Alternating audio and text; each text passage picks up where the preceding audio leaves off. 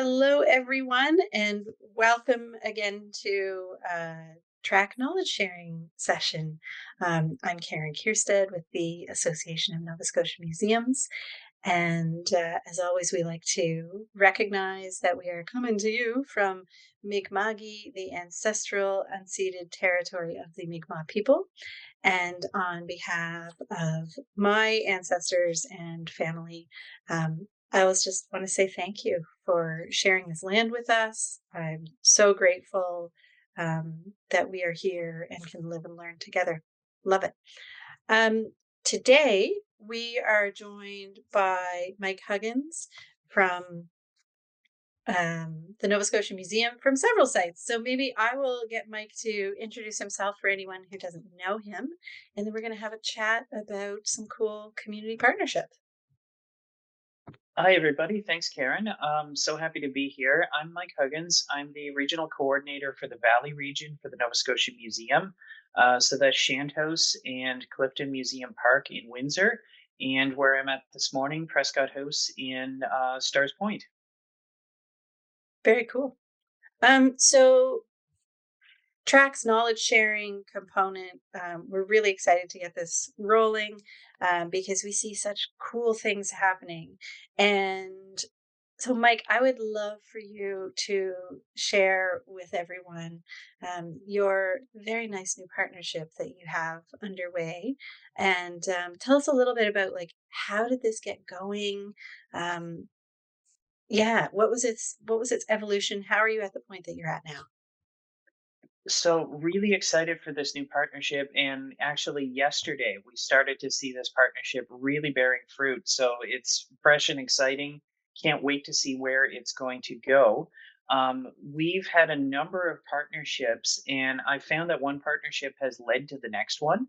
And we've had a couple of people attending some events that we've been doing in some partnerships and coming to museum sites. And one of them is a teacher at the Highbury Education Center at New Minas, which is an alternative school for youth who aren't necessarily fitting and succeeding in the traditional classroom model. So it's an alternative school that's based on outdoor experience, teamwork, building confidence, and service work for the community, where the youth will gain work experience, volunteer experience. And the teacher reached out last fall, actually, just as the sites were officially closing. And we've then had another reach out from a teacher in Windsor at another school that follows very much the same model. And it was an exciting reach out. And at that time, we had one of our interpreters, Jessica Carver, who's training to be a teacher herself, actually, is just now substitute teaching this winter in PEI. And she was working to develop a new school program.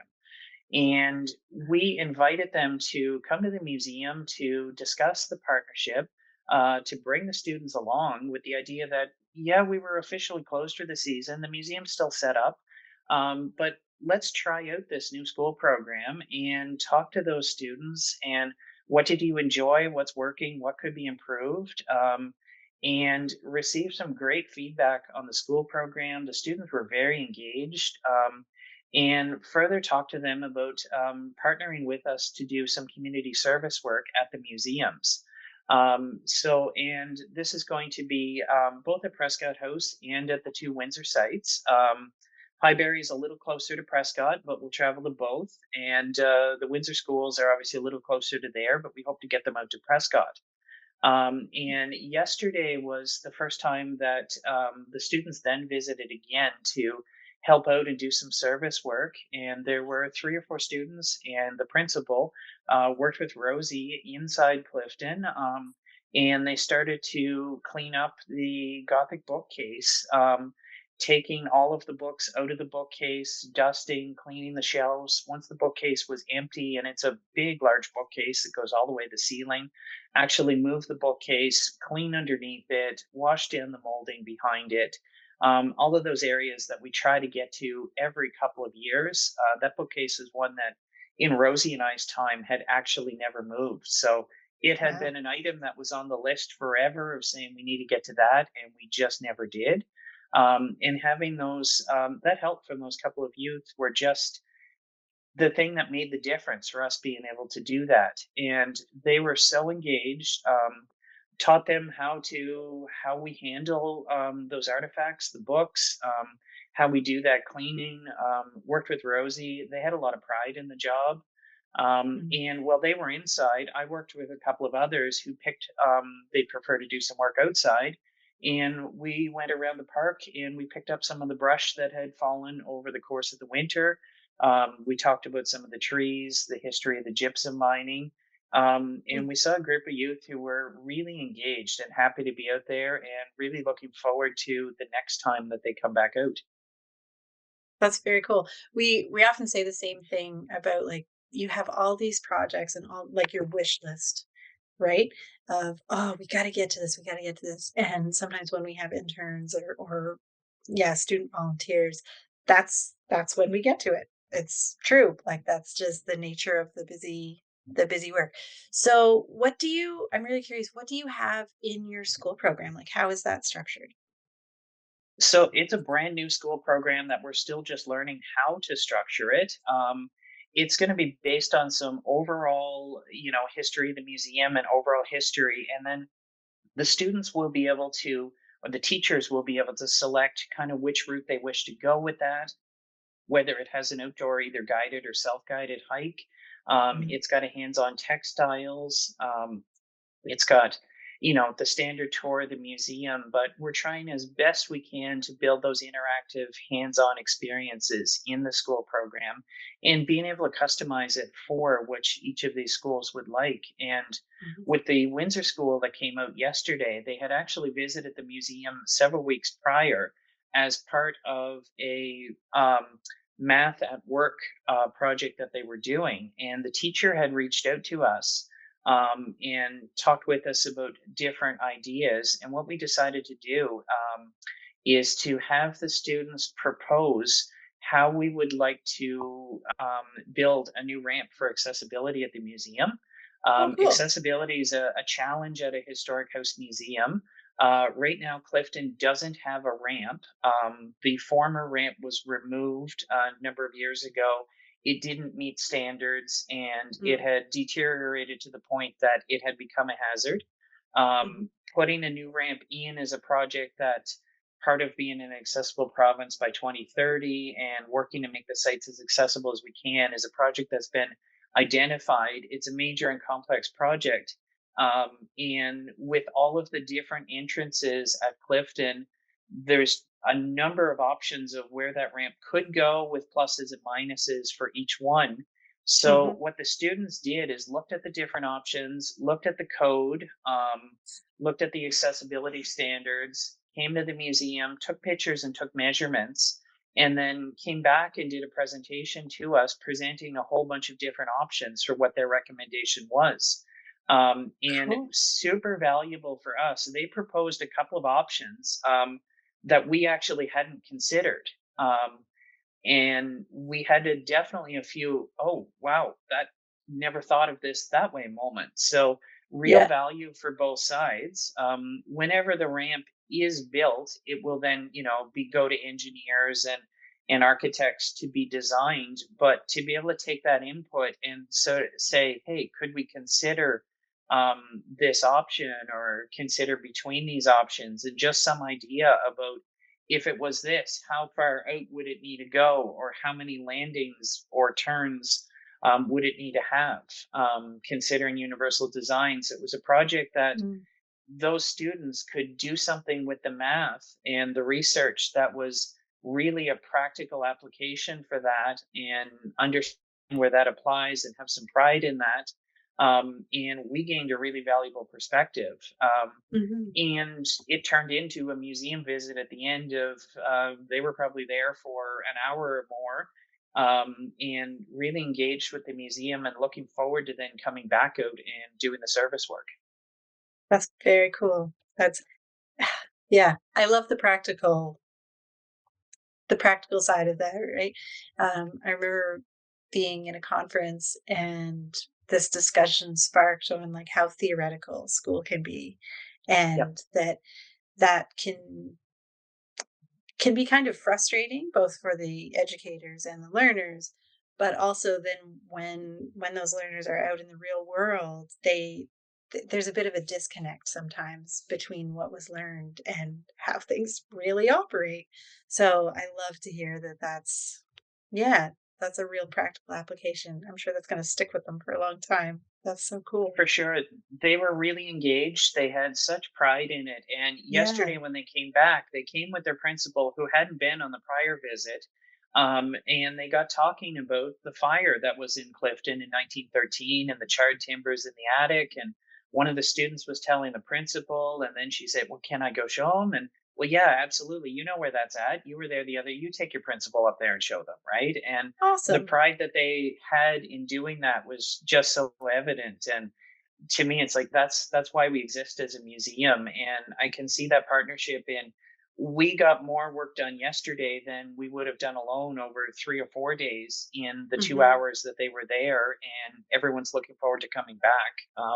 Some of them have actually applied for some Young Canada Works positions that we just have open, so I'm hoping that this partnership can form sort of a stream to recruit and find staff over longer term, that perhaps these students who are coming in to partner and do service and community work at the museums are then gaining those skills, working with us on the Mhm. collection and the maintenance or the care and cleaning, that can then set them up as a successful Young Canada Works applicant, a year or two at Young Canada Works, and that could set someone up to apply for a heritage interpreter or maintenance worker job, and then Yeah. they're away, on a career in the museum sector from there, and they just, it sort of builds the stepping stones to gain the experience.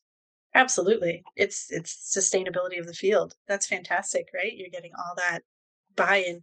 The uh, like the sense of ownership. We see the same thing, and I remember like through my career when I was working in museum rather than at Ansem, anytime that you actually could engage and feel that sense of ownership over a project or a space or whatever it was, like you've that person is hooked now, right? Like this is my Yep. museum, this is my space, this is my community, and feeling like you said that sense of pride that maybe as they're arriving at the museum they didn't have any, like 0% of that in their bones, but now all of a sudden like, oh no, like I'm in this is really cool, this is mine, this is something I've done. That's amazing.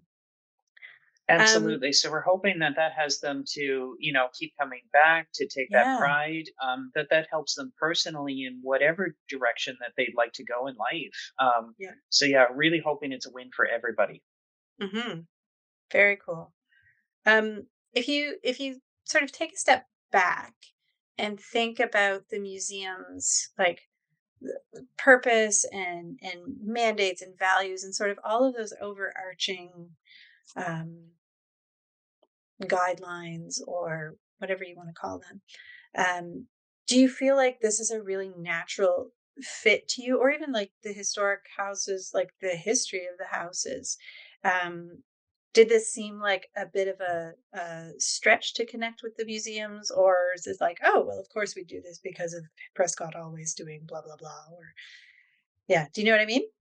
I think this partnership is a bit more of a natural fit than some of our partnerships. Some of our partnerships, like disc golf, have been not so much a traditional partnership, but those partnerships have led to this partnership. So Hmm. we've kind of come full circle. Some of the teachers and the organizers from this partnership were participating in things like disc golf and Hmm. cross country skiing in the park, in attending events like Murder Mysteries, which may not be what we always traditionally think of as the museum, but that's why they then thought about us, Right. realized that we are part of the community, and then reached out. So we've really come full circle, and it does really meet our direct mission of those students are participating in a school visit that may not look like a traditional school visit, but they're Hmm. there learning the caretaking aspect of caring for a collection and what's in a collection,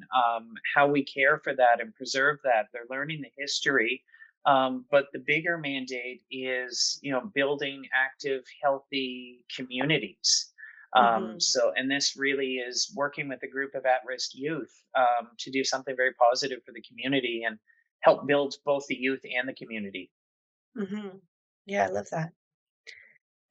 So it was really like thinking of the need for this, it really was community led. It was really the teachers coming to you. Do you feel like was it a surprise when they showed up with these thoughts or ideas, or had you also sort of maybe noticed a need in the community to work with at-risk youth? I think we noticed that need in the community, just from being members in the community and Mhm. present. That need is fairly obvious. Hadn't really thought about this way to achieve that as a museum. Mhm. As soon as the teachers reached out, it was really obvious where this was a win for everybody. Mm. Very cool. Yeah, yeah. So it's still kind of new, but you met with the teachers, so you know there's some structure to everything and how it got organized. Do you have any like really specific, like, are there goals or targets or anything laid out for what you're wanting to accomplish? Um, I think one of the biggest targets is to create that stream of, a pathway to develop staff in the museum and the heritage sector is one of the targets. Hmm. It's still so new. I'm really excited to see where this might go. And I'm not quite sure where that is. I feel it could lead to good things, probably in ways that I least suspect. The same as, hey, should we put in a disc golf course? Would have never thought it would lead in a way to here. Right. Um, so where this goes, the way I've often thought about partnerships and when people reach out is my default answer is yes. Yes, how can we make this happen? Hmm. Rather than no, that sounds complicated or that doesn't quite fit. And then just figure out what do we need to do to make this happen in a way that's sustainable and safe and reduces risk and make sure it's a win for everybody involved. I was just saying that to somebody yesterday, actually, that we start with the yes because we want to be very actively engaged in community. And then as you're having those conversations, that's when you're going to figure out like how the alignment is and what the opportunities are. And if something comes up that says, "Oh, actually this isn't going to work," then like at that point you could say, "Wow, let's rejig, let's pivot, whatever," instead of starting off assuming it won't work. Yeah, For very, sure, very. and it's very much a trial. And we did discuss with the teachers, and we discussed with risk management as Nova Scotia Museum sites, Mhm. and being managed directly by the province. Reached out to risk management and discussed that with them.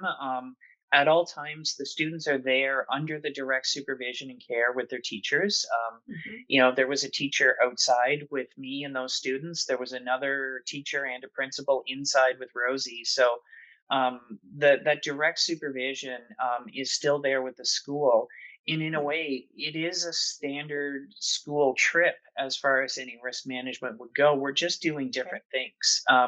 And we've done behind the scenes things with the public before of we'll teach you how to handle this artifact. Mhm. We'll open up a cabinet or behind the scenes area. This is just a little different way to get there. And some of those behind the scenes events haven't necessarily had the attendance that we would have liked. So this was just a way to, okay, that didn't quite work doing it that way, but let's pivot. And I see a lot of success this way. Mhm. So you're thinking about like the sustainability of the museum and like even the museum sector and cultivating that interest and engagement from the teacher's side or the school side of things. Have they articulated any specific like goals that they are trying to accomplish with this, or is it just the non-traditional engagement for their class? It is the non traditional engagement. It's also to get those students out into the community doing work and gaining experience that they can then use to decide where it is they would like to go in their life and their career to expose them to different skills, Hmm. different tasks, to meet different people, to network, really to gain confidence and to gain engagement. Some of these students haven't had those opportunities. A lot of it is outdoor focused, outside of the classroom. So I think the museum is somewhere that we can really work together and have wins for everybody. Very cool. Yeah. Um, so thinking of like how you how you make this work, are there specific roles like for you, for Rosie, for the teachers? How do you kind of like divide up who's going to do the different tasks or to do what in order to keep this going? So far as this has been new and we've been figuring it out as we go, it's been reaching out to the teachers beforehand of either they'd reach out and, hey, we'd like to do this math at work, practical uses of math project. We've noticed on your webpage it says that you don't have a ramp for accessibility. That can fit great. And a Hmm. conversation about what this might look like. Or yesterday was set up by reaching out to the teachers. We had talked about service work in the spring and helping with all of the work that goes into, getting a 34-acre park ready in the spring and Right. getting multiple museum sites open. And so reached out and said, we've got a block of time available. What are you interested? Yeah. So, just a couple of messages about, okay, what the plan is. And once they saw in the morning how many students that they had, and okay, students who wants to go outside, who wants to go inside, couple of quick emails back and forth to make a plan. And that seems to be how it's going so far. Hmm. We're really keen to do the same thing at Prescott House, both on the inside and the outside. Mm, very cool. It sounds like casual enough to, remove any sort of like pressure, formality, all of that, but also like you seem to have developed a system in place that's like this is going to grow and evolve, and as the relationship grows and evolves, that sounds like a really great approach. And I think that's the key is building the relationship. I think first with the schools and the teachers and the administrators there at the school. Hmm. And then I see already we're starting to build a relationship between the staff and the youth who are coming as well. Yeah. Is it? I just realized that I didn't ask this, but is this like high school age or is there a mix? Yeah, it tends to be so far grade 8, grade 9 through to high school Okay. is about the ages that we're seeing. And so far, it's fairly small groups. We've had the biggest has been 10 or 11 to come and demo the school program. And then Yeah. yesterday was 6 or 7. Cool. Okay. That sounds And, very and manageable. Like, it, you don't have 30 kids descending on the space and yeah. Yeah, to work on something like the artifacts in a bookcase is, a very experienced staff member with 2 or 3 students and a principal there is more so manageable. That just Absolutely. wouldn't work with 30 or more people. No. We could do a little bit more outside with larger numbers, but inside it will be fairly small numbers. But this is the numbers that this model of school tends to have. Right.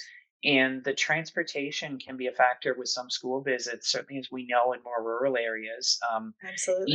Even in the city, transportation's a factor. But this model of school has the teachers and the administrators using vehicles to transport the students. So it's Okay. not as much a factor as it is with the more so traditional school model. Is they showed up in Yeah. 2 vans rather than a school bus. Right. Yeah, yeah. Yeah, we constantly hear that busing is an issue. Absolutely. Um this sounds so cool. How thinking of like the broader picture here, um if someone came to you and was like, "Well, why are you doing this?" What would you say would be some really clear like benefits for the broader community? Like thinking not just of the students, but here's how everyone is benefiting from this partnership. Well, I think for the broader community, it's to engage with that group of at risk youth and help them develop skills and confidence and networking opportunities. a sense of self-worth, a sense of pride in their own community, and that has so many benefits for the community at a bigger, wider level. Mm. And more focused on the museum, it's allowing us to accomplish some tasks that, like cleaning out that bookcase, is been that's been on the wanting to do list for 10 years. Wow. And we were never able to get to that with the resources that we had on hand. And now that has cared for those artifacts in that bookcase.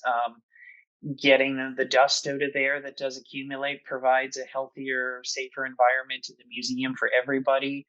The Mm. artifacts are better preserved for the future. So I think we cover all the bases, and as the museum, we're able to do more for the community overall than we would without the partnership. Yeah. Yeah, absolutely. I can definitely see that. Do you have, putting my evaluation hat on, have you talked about how you're going to sort of assess the success of this? Or, it's going to be, since it's still fairly new, is it just we're still figuring things out and then we can have those conversations on an ongoing basis? Has there been any talk of that? Still figuring it out, and fairly informal. As we were wrapping up yesterday, talking about the students, the teachers, and the principal of, did you guys have fun? Was this valuable to you? Mhm. Fairly easy seeing the smiles on their faces. Pretty easy assessment to say that was successful. Pretty easy when Rosie and I are saying that bookcase got done in little less than 2 hours. That would have been a couple of days to try to do on our own. Right. So we may, towards the end of the school year, have a little bit more of a formal meeting. And how is this working now that we've tried this a few times? Mhm. What are some areas to improve? What are those areas to build upon? Mhm. But yeah, so far, sort of a small program that fits. It's right sized for these sites, I feel, Mm. and it's right sized for this school group. That's fantastic. That's awesome. Have you had any, like, it might still be too early days for it, but have you had any sort of like, or oh, there's a lesson kind of moments as you've been going through things? So far, haven't had that. There's a lesson, or haven't had a concern so far. We'll see as we keep going. Um, Yeah. yeah, lots of like, oh, that's great moment. To see that student who was so proud to go show her principal the area in the attic where the charred Yeah. timbers were from the fire, and I'll take you up there and show you. Um, Yeah. and another student who had become fascinated with some of the clocks and had gloves on, because we had taught them how to use the gloves and move some of the books. And okay, you've got your gloves on. This is a clock that we do show here. If you reach right that way with your glove, and you can open that front panel and look inside and see how it works. Mhm. So to be able to have those students engage that way, and like, it was a wow, can I really do that? Yep, you're working with us, and we let you know how to do that, and this is how we do it, and yeah, go for it. You know that now, right? Um, Yeah. That and trust goes so far, right? Like whenever we are working with students and youth, we see the same thing, right? Like you just have to give them that responsibility and let them know they're trusted, and it's huge for them, just huge. particularly with that specific group of youth, oftentimes that they haven't had somebody place that trust. And what I've seen Yeah. is that they have, so far without fail, they raised to that high expectation of, Mhm. we're gonna expect a lot from you, and they've raised to that, and I see that pride, and hey, they've trusted us, and they're willing to teach us something, Yeah. and they may not have had that. Yeah. That's a huge community service. Huge. I on a very, like, personal level, I just love that. Yeah, that speaks to me. And at Um, some point, somewhere, something might happen, but that can happen too when we're handling artifacts of, Absolutely. over the years, we've all had a moment of, oh, I had a close call, or oops, I broke that. And it Yeah. does happen. From what I saw with them is so far, at least, it's almost erring on the side of too cautious. You're Right. being more cautious with this than I would have. Yeah. Hopefully that keeps going. But at some points, what's the point if we do nothing at all and just Yeah. keep everything in a case and don't even clean the dust off it? Yeah. Absolutely. It's yes. The balance of preservation and access, right? But the longer I work in the field, the more I lean towards the access. Let's get stuff out. Let's use it. That's what it was made for. Um, yeah, that's how we can really learn. So totally on board with that. If you had, let's pretend we're at like a traditional conference or something, and you're sharing this really cool partnership with people. Um, if someone stood up to you and said, "Oh, I know that like there's a teacher in my community or there's a school in my community. I feel like I could try this out." What kind of advice would you give them, as they said they were interested in like launching into this? I think that would be to reach out to that teacher and to really to the students as well. And what is it that you're interested in? What are your needs? We have enough at the museums if we're willing to think outside the box. Is we can meet their needs, we can meet their interests. Oftentimes, it's us needing to be open minded enough to decide how can we do that. Mhm. um, and that conversation of what's the different needs, we're willing to work together, we want to work together and partner. How can we do this in a way that's a win for everybody? Mm. And do you feel like, because you run seasonal museums, so let's acknowledge that, right? And sometimes the seasonal and the school year can be almost in conflict. So, do you feel like that's a barrier, or was it more like looking at where timing did overlap, or figuring out what can be done in the off season? Like, how did you navigate that? I think it's figuring out what can be done. It is a little bit of a challenge of the school won't formally be in July and August, which tend to be our peak seasons for the Yeah. museums. The service work component, the community service piece, for us, when we have the most need for that, is getting everything set up and running in the spring, and Hmm. then in the fall of getting everything put back away. Hmm. And that's when that spring and fall is when they're most interested in doing that service work. Hmm. I'm hoping that this program might build to the point that some of these students might be interested in continuing to engage with us over the summertime. The Right. same way anybody would be welcome to come in and express an interest in volunteering or Hmm. spend some time at the museum.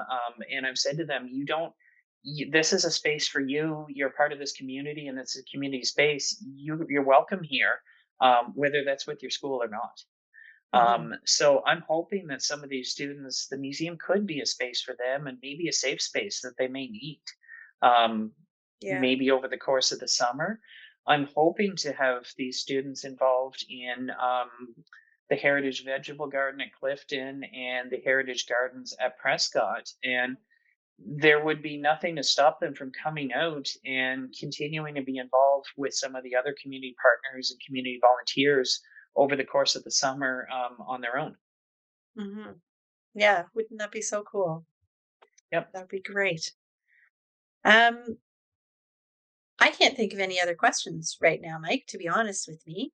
To be honest with you, is there anything else that's coming to your mind that you would want to share or highlight? This just sounds so exciting and I can't wait to hear how it grows.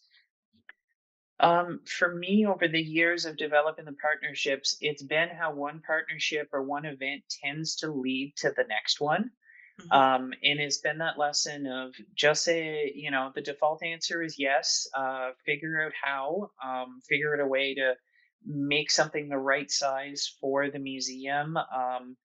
And being that space for the community that they can have some pride in and know that, hey, if we partner with the museum, good people to partner with, they're gonna do their best to make sure that we all succeed. And then the community will come to you with the next proposal. Mm, And some of them might be a little bit outside of the traditional box, but the answer, my default answer is yes, because you have no idea where it's going to lead. right. Yeah. Very good words of wisdom to share. I appreciate that. Well, thank you. Um, well, yeah, thank you so much for sharing, for joining me today and sharing this. Like I said, I'm really excited to see where this goes because it sounds like it has enormous potential, and hugely mutually beneficial. And not just between those two groups, but like you said, the whole community is going to benefit when the youth are feeling better about themselves and can gain some great new skills and confidence and all of those things. So that's so awesome. Um, yeah, keep us up to date. We definitely want to hear more. And thank you again for sharing. Thanks for having us. We're excited for this, where this goes.